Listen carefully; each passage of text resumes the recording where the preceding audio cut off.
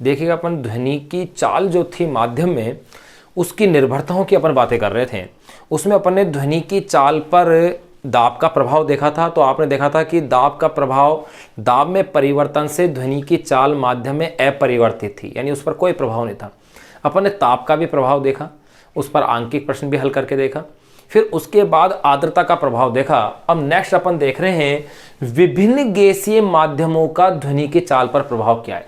विभिन्न गैसीय माध्यमों से तात्पर्य है कि एक तो ध्वनि हाइड्रोजन गैस में चल रही है, एक ध्वनि ऑक्सीजन गैस में चल रही है, तो किस में चाल अधिक होगी या किस में कम होगी, इसको अपन स्टडी और करते हैं। तो देखिए नेक्स्ट जो अपन टॉपिक ले रहे हैं वो है विभिन्न गैसीय माध्यमों का ध्वनि की चाल पर प्रभाव।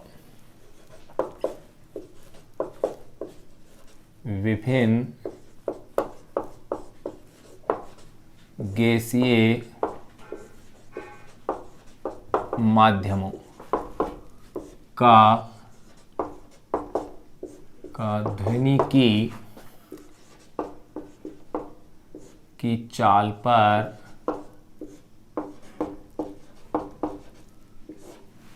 प्रभाव। विभिन्न गैसीय माध्यमों का ध्वनि की चाल पर प्रभाव। देखो इसको अपन वही एक अपने जो फॉर्मूला अपन जो डिराइव कर चुके हैं उस फॉर्मूले के बेस पर ही इसके कॉन्सेप्ट को अपन क्लियर करेंगे। साथ के साथ इस पर आधारित जो आंकिक प्रश्न है उनको भी अपन साथ ही हल कर लेंगे। देखिएगा कैसे क्या है। आपने देखा था कि ध्वनि की चाल का फॉर्मूला किसी गैस में, ध्यान रखना ठोस या द्रव की बात नहीं कर रहा हूं, V gas is equal to, मेरे पास फॉर्मूला था root of gamma P upon में डी। एक तो फॉर्मूला ये था। यहां पर गामा क्या था, पिछले लेक्चरों में आप देखेंगे कि गामा जो था वो सीपी अपॉन में सीवी, यानी स्थिर दाब पर विशिष्ट ऊष्मा और स्थिर आयतन पर विशिष्ट ऊष्मा का क्या है, अनुपात है गामा, जो कि गैस की परमाणुकता पर निर्भर करेगा। गैस की परमाणुकता के अनुसार इसका मान क्या होगा, डिफरेंट होगा। फिर इसी फॉर्मूले को जब अपन ने आगे बढ़ाया तो ये फॉर्मूला आपके पास आया था गामा आर टी अपॉन में कैपिटल एम। ध्यान रहे यहां कैपिटल एम गैस का अणुभार, गैस का क्या है, अणुभार है। ये फॉर्मूला आपके पास था। इसी फॉर्मूले से अपन सारी निर्भरताओं की बातें कर रहे थे। तो देखिएगा इस फॉर्मूले से अगर आप देखें तो ध्वनि की जो चाल है किसी गैसीय माध्यम में वो किस पर डिपेंड कर रही है, ध्यान दीजिए रूट ऑफ, यहां पर आर तो सार्वत्रिक गैस नियतांक है, इसका मान तो अपने पास निश्चित है, टी तापमान है, यानी नियत ताप पर अपन बात करें तो ये वैल्यू आ रही है मेरे पास गामा अपॉन में एन। ये कब आ रहा है, नियत ताप पर।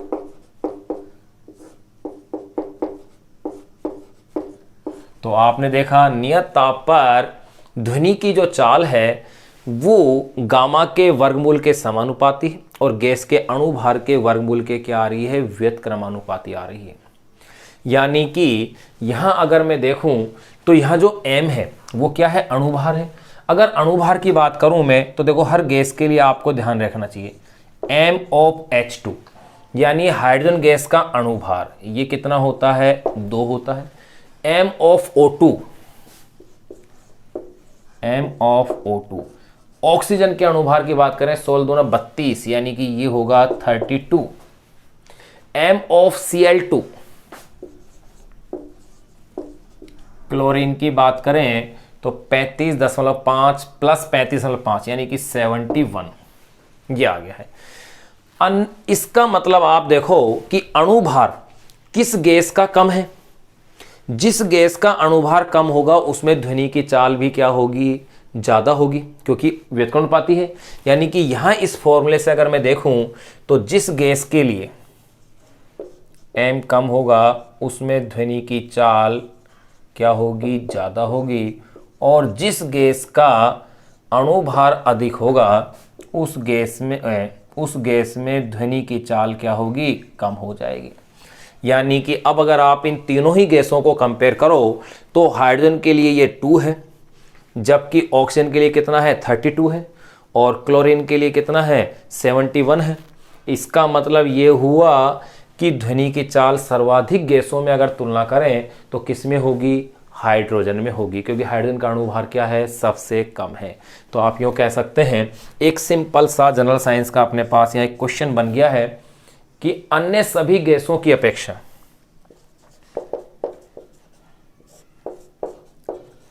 अन्य सभी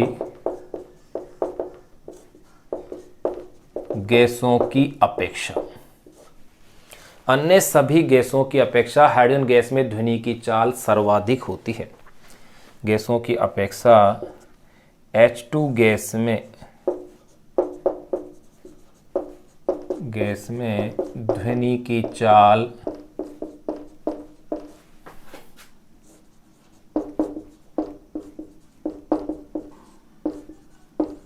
सर्वाधिक होती है। अन्य सभी गैसों की अपेक्षा H2 गैस में ध्वनि की चाल कैसी होती है, सर्वाधिक होती है। और ये कितनी होती है ये भी अपन लिख सकते हैं कि हाइड्रोजन गैस के अंदर अगर मैं ध्वनि की चाल देखूं तो ये 1243 मीटर पर सेकंड होती है। यानी कि V यानी कि ध्वनि की चाल किस गैस में, H2 के अंदर, और ये कैसी होती है, मैक्सिमम, और ये वैल्यू है 1243 मीटर पर सेकंड, 1243 मीटर पर सेकंड, 1243 मीटर पर सेकंड, इतनी ध्वनि की चाल होती है। अब देखो भाई यहां पर, अब जरा अपन ये तो अणु भार के संदर्भ में अपन ने ये बातें कर ली हैं। ये जो पॉइंट अपन ने डिस्कस किए हैं वो है गैस के अणु भार। अब जरा अपन गामा की भी बातें कर लें कि गामा है क्या, इसकी वैल्यूज किस किस तरह से डिपेंड करती है। तो देखिएगा, अगर मैं गामा की बात करूं तो एक्चुअल में गामा है क्या, ये था Cp/Cv, यही तो गामा है। और इसका एक फॉर्मूला और है, यहां पर जो Cp है वो तो क्या है, स्थिर दाब पर विशिष्ट ऊष्मा, और Cv है स्थिर दाब पर विशिष्ट ऊष्मा। Cp का मतलब स्थिर दाब पर गैस के लिए विशिष्ट ऊष्मा है, और Cv का मतलब है स्थिर आयतन पर गैस की विशिष्ट ऊष्मा, स्थिर दाब पर स्थिर आयतन पर। और इसी फॉर्मूले को आप इस रूप में भी ले सकते हैं। इसका एक अदर फॉर्मूला और है, वो है 1+2/F।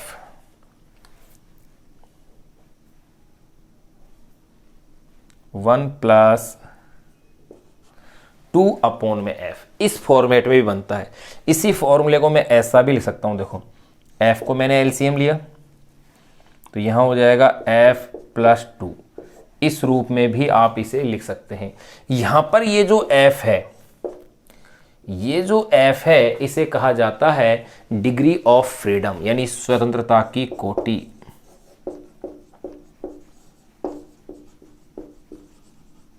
डिग्री ऑफ फ्रीडम अर्थात इसे अपन कहते हैं स्वतंत्रता की कोटि। अब क्वेश्चन ये है कि स्वतंत्रता की कोटि होती क्या है, इसे भी अपन डिफाइन कर सकते हैं इजीली। स्वतंत्रता की कोटि से मतलब होता है स्वतंत्र गतियों की संख्या जिससे अणु ऊर्जा प्राप्त करता है, उसे ही क्या कहते हैं, स्वतंत्रता की कोटि कहते हैं। तो देखिए मैं इसकी डेफिनेशन लिख देता हूं ब्रैकेट में। मैं कह सकता हूं स्वतंत्र गतियों की संख्या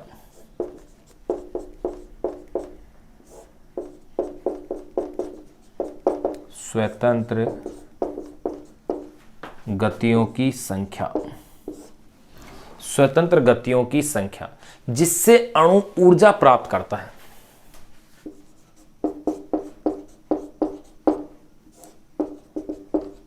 जिससे अणु ऊर्जा प्राप्त करता है। स्वतंत्र गतियों की संख्या जिससे अणु ऊर्जा प्राप्त करता है स्वतंत्रता की कोटि कहलाती है। ये लो,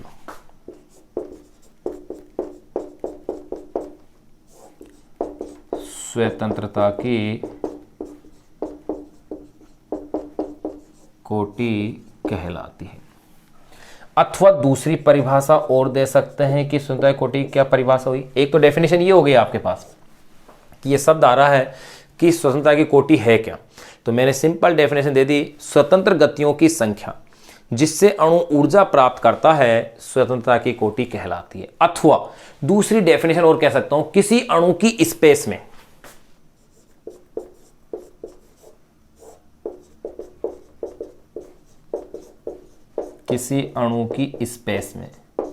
या अंतरिक्ष में, कुछ भी कह दो, किसी अणु की स्पेस में गति तथा विन्यास को, किसी अणु की स्पेस में गति तथा विन्यास को, गति तथा विन्यास को समझाने, किसी अणु की स्पेस में गति तथा विन्यास को समझाने के लिए जितने निर्देशांक की को समझाने के लिए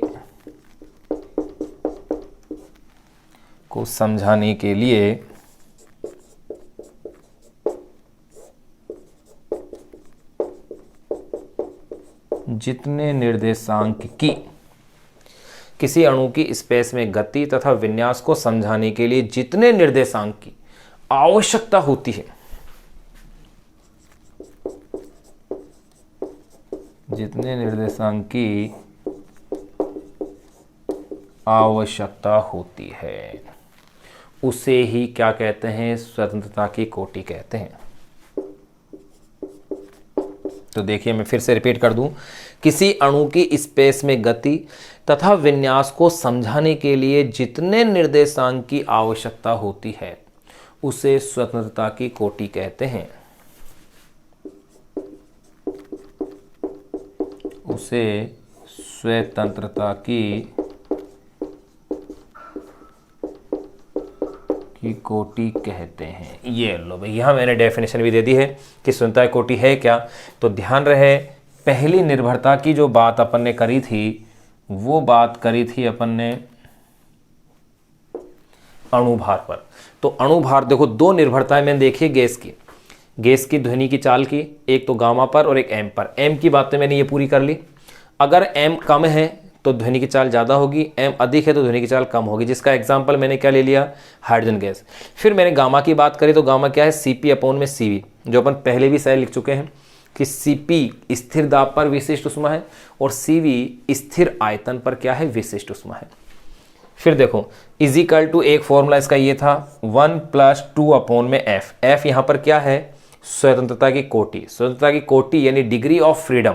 इससे क्या मतलब था? मैंने यहाँ इसको डिफाइन किया है, स्वतंत्र गतियों की संख्या जिससे अणु ऊर्जा प्राप्त करता है, स्वतंत्रता की कोटि कहलाती है। अथवा किसी अणु की स्पेस में गति तथा विन्यास को समझाने के लिए जितने निर्देशांक की आवश्यकता होती है, उसे ही स्वतंत्रता की कोटि कहते हैं। यहां अपनी ये चीज क्लियर हो गई है, यानी गामा = Cp/Cv = 1 + 2/f = ये।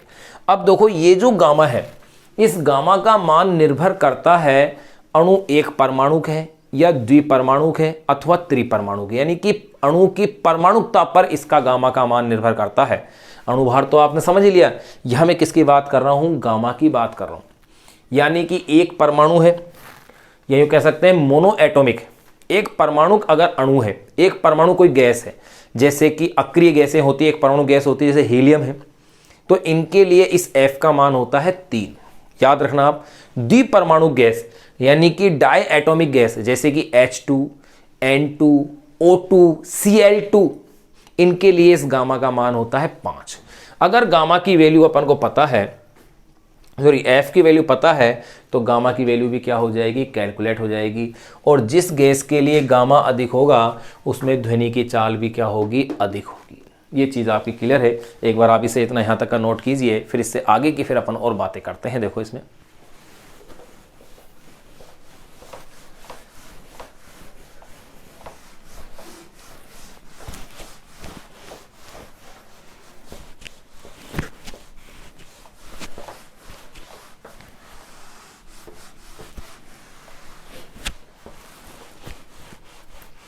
तो देखो, आपने ध्वनि की चाल जो है अणुभार पर कैसे निर्भर कर रही थी, ये तो अपन ने जान लिए।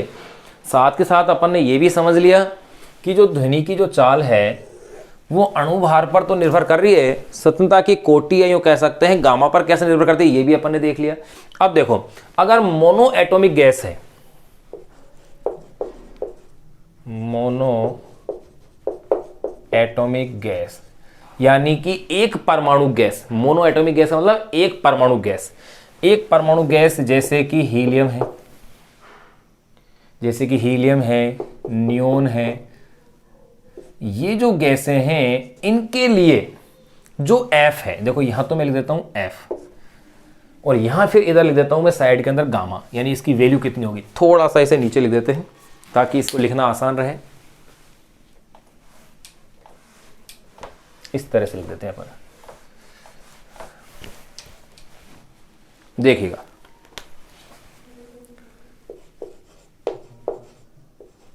मोनो एटॉमिक गैस, यानी कि एक परमाणु गैस जिसके अंदर किसको ले रहा हूं मैं, हीलियम है, नियोन है, आर्गन है, एक्सेट्रा एक्सेट्रा हो सकते हैं। यहां मैं ले रहा हूं F को, स्वतंत्र कोटि को, यहां मैं ले रहा हूं गामा को। देखिए एक परमाणु का अगर गैस है, ये क्या हो गया, मोनो एटॉमिक गैस, एक परमाणु गैस, एक परमाणु गैस के लिए F की वैल्यू होती है 3। अब गामा की वैल्यू देखिएगा, मैं अगर यहां वैल्यू रखता हूं 1 + 2/3, यानी कि ये हो गया है 5/3। कैलकुलेट करके देख लें आप, ये मेरे पास आ गया है 5/3। 5/3 मीन्स 5 में 3 का भाग दीजिए, यानी कि 1.66। तो एक परमाणु गैस के लिए गामा की वैल्यू हो गई है मेरे पास 1.66। फिर मैं बात करता हूं द्विपरमाणु गैस यानी diatomic gas, diatomic gas, या इसे आप कह देंगे द्वि परमाणु गैस। द्विपरमाणु गैस जैसे कि H2, O2, N2 etcetera etcetera, इन गैसों के लिए F की वैल्यू होती है 5। ये आपको याद रखना भाई। अब देखो मैं यहाँ 1 + 2/5, 5 LCM आ जाएगा, 5 LCM आ गया, 5 + 2 यानी कि 7/5। द्विपरमाणु गैस के लिए वैल्यू कितनी हो गई, 7/5 यानी कि 1.4। ये लीजिए, तो यहां तक अपन ने नोट कर लिया है। अब मैं बात कर लेता हूं त्रिपरमाणु की। ये आप एक बार फॉर्मूला याद रखिएगा क्योंकि अपने काम आएगा ये।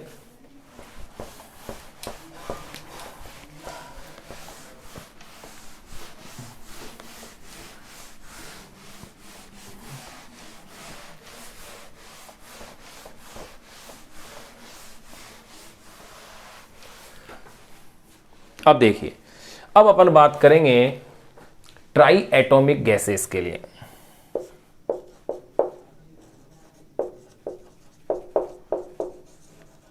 ट्राई एटॉमिक गैस यानी कि त्रिपरमाणु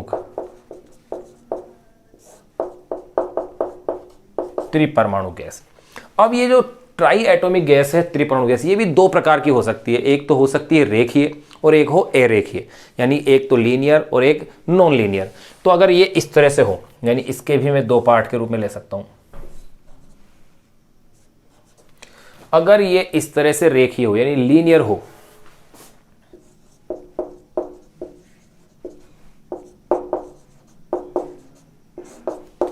अगर रेखीय है तब तो उसके लिए जो F है यानी स्वतंत्रता की जो कोटि है, इसकी वैल्यू होती है 7।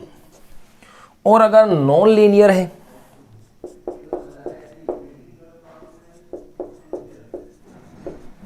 देखो लीनियर का मतलब है जैसे CO2 गैस है, ये लीनियर है, त्रिपरमाणु है, 2 ऑक्सीजन का, 1 कार्बन का है, लेकिन इसकी संरचना कैसी होती है, रेखीय होती है। और अगर ओजोन की बात करें तो ये नॉन लीनियर होती है यानी कि O3 की। तो देखो इसके लिए इसकी वैल्यू होती है 6। अब गामा की वैल्यू देखिए, गामा का फॉर्मूला मैंने अभी बताया आपको, गामा = 1 + 2/f होता है। देखिए मैं साइड में निकाल के बता रहा हूं आपको, गामा = 1 + 2/f। तो देखो भाई, पहले मैं किसके लिए निकाल के देखूं, लीनियर के लिए। तो यहाँ 2 की वैल्यू तो 2 रहेगी, f की वैल्यू क्या कर दी मैंने, 7 कर दी। तो देखो 7 LCM ले लिया मैंने, तो 7 + 2 = 9/7 आ गया। तो यहाँ गामा की वैल्यू हो जाएगी 9/7। 9/7 मीन्स 1.36। फिर अगर मैं बात करता हूँ अगले नॉन लीनियर के लिए, तो देखो उसके लिए 1 + 2/f, f की वैल्यू क्या लेंगे अपन, 6। यानी 1 + 1/3, 3 को आपने एलसीएम ले लिया है, 3 + 1 4/3, यानी कि यहाँ अब मेरे पास गामा की वैल्यू हो जाएगी 4/3, 4/3 यानी कि 1.33, 4/3 या इसे आप कह दीजिए 1.33। ये लो, ये तीनों मैंने निकाल दिए। अब आप इससे अनुमान लगा सकते हो कि जिस गैस के लिए गामा की वैल्यू ज़्यादा है, क्योंकि अपने पास फॉर्मूला ये था, गौर कीजिए, V gas is equal to √γ/RT/m। जिस गैस के लिए गामा अधिक है उसमें ध्वनि की चाल भी क्या है, अधिक है। तो किस गैस के लिए गामा अधिक आ रहा है आप देखिएगा, एक परमाणु गैस के लिए। इसका मतलब एक परमाणु गैस मोनो जो एटॉमिक गैस होंगी उसमें ध्वनि की चाल अधिक होगी तुलनात्मक रूप से द्विपरमाणु गैस और त्रिपरमाणु गैस में। त्रिपरमाणु गैस में भी ध्यान रखना, रेखीय और अरेखीय।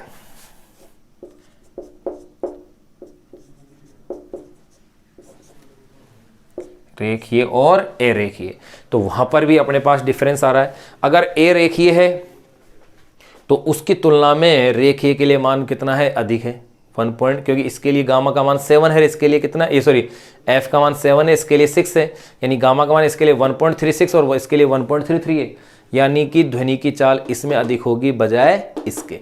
ये चीज़ें अपन ने यहाँ इसमें क्लियर कर ली है।